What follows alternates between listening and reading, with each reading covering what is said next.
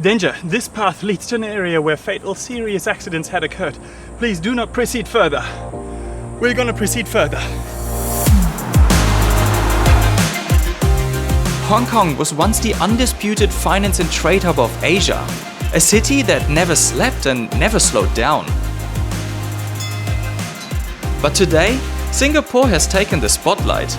Tourism and business have slowed down big time and Hong Kong's importance is ever fading. So I had one question in mind.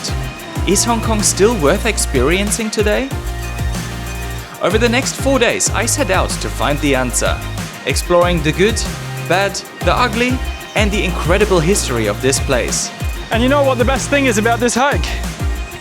You get this all while there's no people here, even though this is one of the busiest cities in the entire world. So join me on my 4 days Hong Kong adventure. Another day, another country. I've made it to Hong Kong, which is this super insanely densely populated tiny little piece of China that isn't quite China. I took the bus yesterday from the airport to the city, and that was probably the easiest commute that I had in any big city from an airport into the city center. Super easy, took about an hour, got me right to the hotel. My hotel room is absolutely tiny, which kind of goes to show how precious space in this city is. And now I've got about 2 full days to explore Hong Kong, so let's go and explore it. I started my first city stroll along the harbour, taking in the impressive sight that I was presented with. Passing by the park, I saw a Hong Kong typical phenomena that transforms the city's face every weekend. On weekends, Hong Kong's streets become gathering places for the Filipino community. Many work as live-in domestic helpers for Hong Kong's upper class, and with no private space of their own, their weekends off are spent outside, creating warmth and community, but also highlights a system that leaves little room for personal dignity. Here we are. This is the central to mid-level escalator system, which was pretty much built to be a convenient and kind of quick and low-cost transport system for the people in Hong Kong. Since Hong Kong is so hilly, they wanted to have a quick way to go from the center to the mid-levels of Hong Kong, and since then it kind of became a tourist attraction. It is the longest outdoor but covered escalator system in the world, spanning over 800 meters, and it's gaining about 135 meters of elevation, and we're gonna ride it now. Close to 100,000 people use that escalator system every day, impressively showing what a real help this system is in a city that is as topographically special as Hong Kong. So we're probably at 3/4 up or something, and it's such a smart system. So rather than being one escalator, it's more of like consecutive little stretches of escalator, and then in between you have the roads and stuff. And it's really a bit like a metro system where you do the escalator that does the work like the metro would do, and then you have a station where you can jump on and off the metro, or in this case the escalator.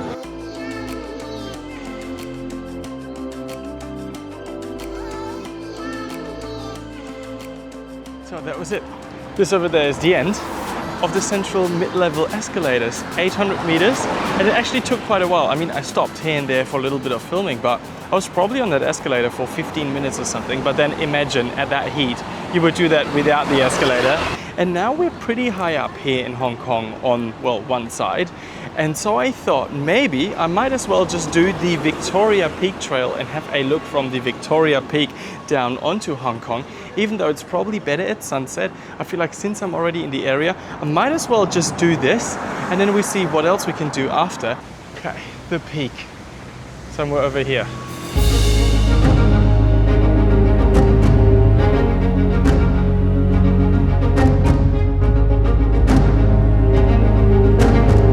This is it. Peak Tower, pretty much made it. And this is the view. And for the views, it's definitely worth it, even though I'm absolutely drenched. Taking in the 360-degree views on Victoria Peak was enough for me. But if you wanted to, of course, you could find yourself a mall for some shopping or a couple of restaurants and ice cream places. So I made it up to one of the observation decks here on Victoria Peak. And if I turn around now, I feel like the whole walk up here was worth it.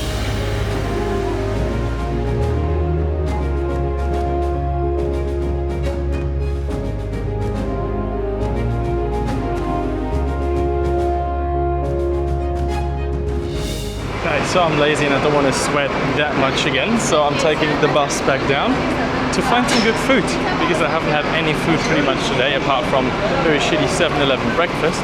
So let's hop into this bus that should get us to a food place in about 30 minutes. And since we have our octopus car, that should be all easy.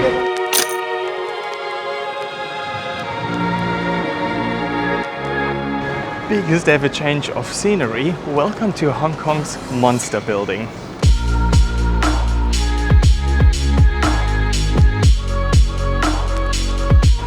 Originally built in the 2000s as an affordable housing project, this place now is one of the most densely populated places on Earth.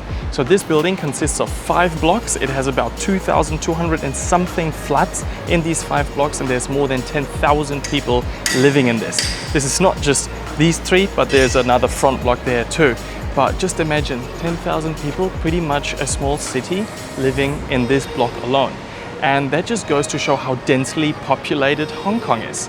And while this area looks kind of poor, it isn't actually. It's quite convenient. There's lots of stores and they look kind of modern as well on the ground floor. And while it was built to be affordable housing, now it is kind of a middle class and let's say lower middle class building actually. So this is not where the poorest people of Hong Kong live. But yet I think it is the right area to talk a bit about Hong Kong being, well, kind of often referred as this free market experiment. So Hong Kong has free trade, it has absolutely minimal intervention by the state and very low taxation. And that led to Hong Kong growing rapidly. That also led to its economy growing rapidly. And what happened then was that there's very few people who are insanely rich in Hong Kong, and they live up in the hills that we've just seen. But then there's also a whole lot of people that live at the absolute bare minimum. You probably heard of the cage houses and coffin houses that they have here in Hong Kong. And as I said, this is not even one of those parts. But this is essentially just what happens when you have free market, free trade, and pretty much no interference by the government and also no social system, that you just have this incredibly divided income levels in like some people being very rich and then most of the others actually being very poor. Sun's faded over Hong Kong and I came to the other side of Hong Kong to do a bit of light watching, because if I Google right, then this here should turn into a light show at 8 o'clock, which is about 15 minutes from now. And I was like, oh, do I even make it? But I just made it, and it seems like I Googled correctly, because there's a whole bunch of people here. They're just setting themselves up to watch the light show as well. I'll just turn this around. See a whole bunch of people watching this. So yeah, let's go, wait a couple of minutes and wait for the light show to start. The light show was exactly what I had imagined it to be. A dazzling laser and LED show synchronized with music. Skyscrapers on both sides of Victoria Harbour lighting up in rhythm, turning the city's iconic skyline into a choreographed celebration of energy and colour.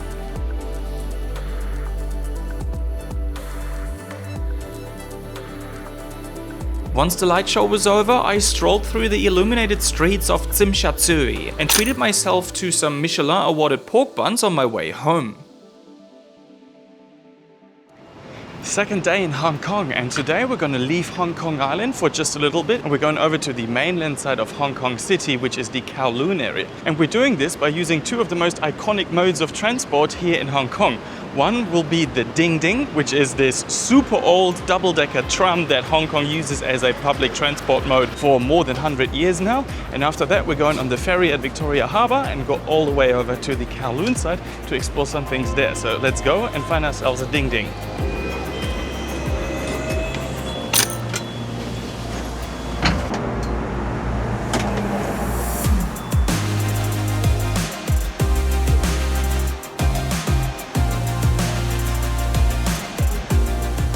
That was a ride in the Ding Ding, and it's definitely not the fastest. It's actually the slowest kind of public transport mode that you can choose in Hong Kong. But it is the cheapest and definitely the most iconic. I think one ride is about 3 Hong Kong dollar, which is literally 30 euro cents. And yeah, you just get to see so much more because you're not underground. And it's definitely just a quirky, fun little thing to do a couple of stations with a Ding Ding. Next up, I was about to take yet another iconic and very old means of transport in Hong Kong, the Star Ferry.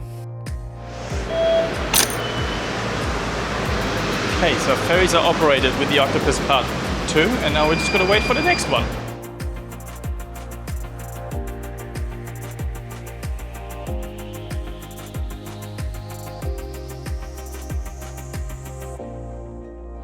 So the first thing we're going to do today here in the Kowloon area is we're visiting a couple of the famous Hong Kong markets. And the first one is going to be the goldfish market, which is the only place in Hong Kong where you can buy packed fish. And especially goldfish here are seen as lucky charms. So this is an entire street that is full of fish tanks with all kinds of goldfish and exotic other fish.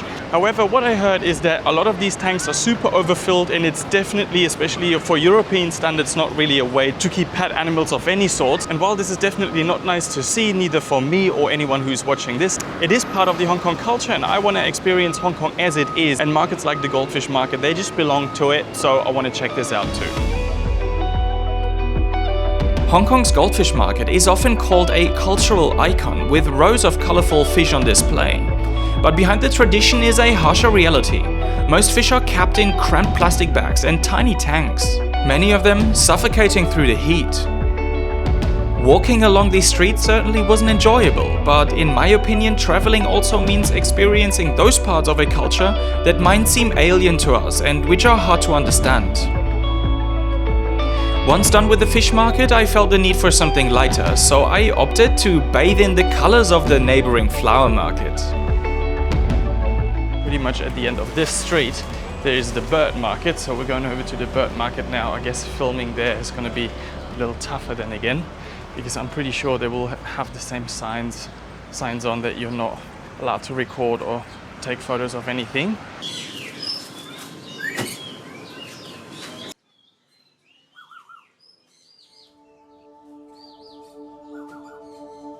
The fish market was already unsettling, but the bird market took it to another level.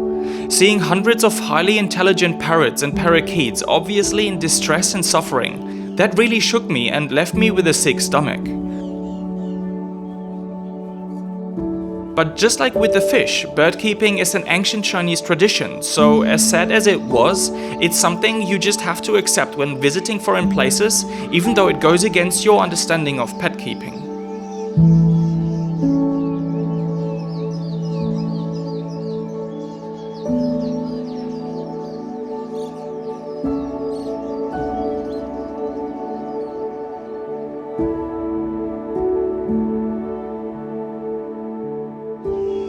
Welcome to the Kowloon Walled City Park. And believe it or not, but this tranquil park behind me was up until about 30 years ago the most densely populated place in the world. I will try to run through the history of the Kowloon Walled City as quick as possible, but it will be super short and therefore probably inaccurate. The Kowloon Walled City started out as a Chinese military outpost that was located here. And then in 1898, the Chinese government essentially lost the oversight over their outpost when they leased out this land to the British, who had colonized not just the Hong Kong island but also then parts of Kowloon. But in the leasing contract it didn't really specify what country had the jurisdiction over the Kowloon Walled City. So all of a sudden Kowloon Walled City pretty much became a jurisdictional no man's land. But then what happens to a place that has pretty much no oversight by any state? Well, it kind of organically developed. And this pretty much started when a lot of refugees came over from China into the walled city area and started settling down here. So what had started as a little outpost grew and grew and grew and grew. And because there was no organization and no state overwatching how people were building their houses here, they started building their houses super dense and just on top of another. So by the time the lease contract, which was set up for 99 years between the UK and China, came to an end, this was the most densely populated area with about 30,000 people living on 2.6 hectares. Hard to believe that this peaceful park in the center of Hong Kong had once been this incredible Frankenstein city complex. And only very few relics actually hint towards its past.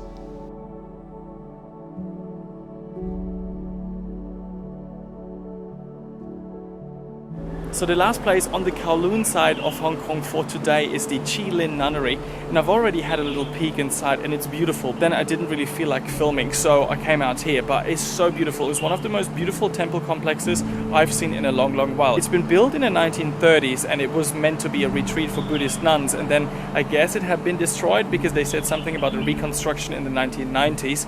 But oh my god, this place is so nice and there's literally almost no one inside. So if you feel like you need a retreat yourself, for just a little bit from the hustle and bustle of the city, from the noises, come here. It's absolutely beautiful and so worth visiting. And also, by the way, it is for free, and we love for free.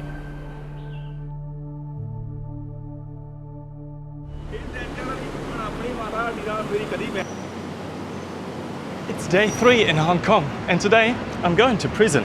Well, not literally, but I came to check out the Tai Kwun building, which is this old building complex that by the end of the 19th century, when it was built, housed a Hong Kong police station and also the Victoria prison.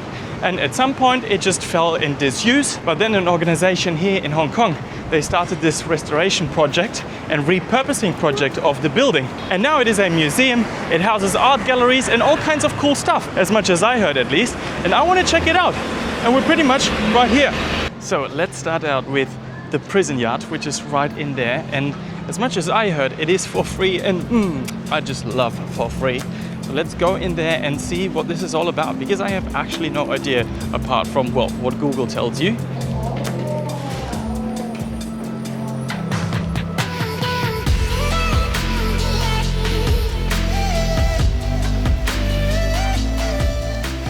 Hong Kong's old central police station isn't just another historic building. It's a vibrant center for heritage, art and modern culture in the heart of the city. It's been beautifully restored so visitors can walk through Hong Kong's layered past while enjoying contemporary galleries, performances, cafes and shops. A true blend of history and modern lifestyle.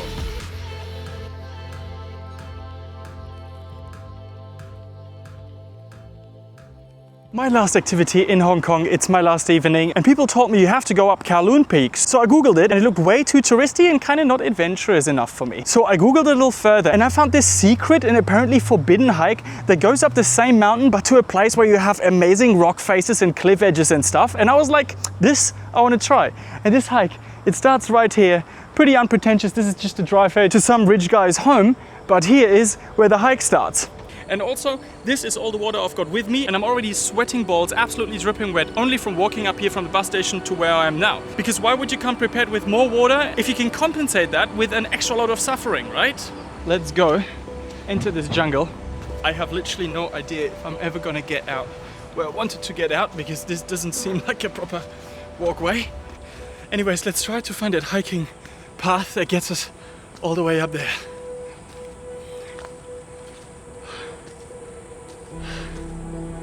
Danger! This path leads to an area where fatal serious accidents had occurred. Please do not proceed further. We're gonna proceed further.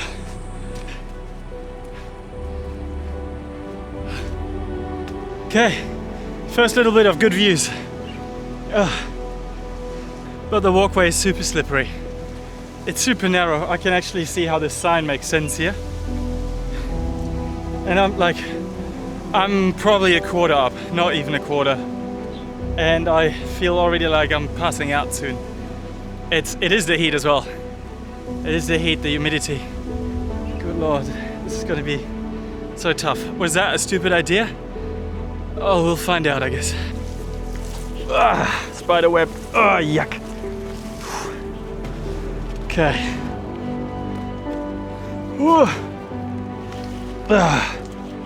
Less trees. Less trees, that means we're getting closer. And that's good.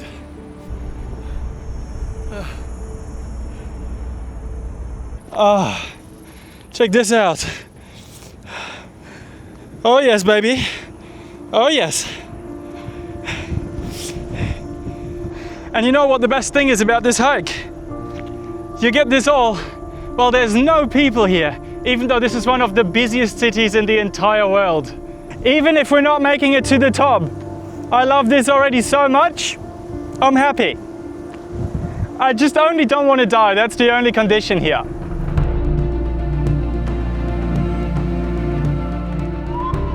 This isn't the first time that I talk about this genuine feeling of happiness and just being content when I hike up somewhere, enjoying the views and the silence. But I didn't expect to have one of those moments in Hong Kong of all places. But here it was, and I bloody loved it. I gotta say, I only traveled to Hong Kong because it was kinda on the way, but I enjoyed every bit of my 4 days in this city, full of character and charm. And one thing is certain, next time I'm in this part of the world again, I'll make sure to pop by again and explore this place even further. Okay, I think there's no better way to actually end this Hong Kong video than here. With the best view over Hong Kong, 360 degrees. I'm so happy I made it up here. But then time's running away from me. I'm not gonna go all the way to Kowloon Peak because I won't make it until it's dark. And this terrain is really just too difficult to do it in the dark without a headlamp. So I'm gonna sprint down and then go all the way back to my hotel room and pack bags to go to Vietnam tomorrow. So if you like this video, well, you know, ring the bell, subscribe, all these things. It would help out the tiny channel that it is a lot. But yeah. What an end to this video. What an end to my time in Hong Kong. Just loving it. And with this, see you in the next video.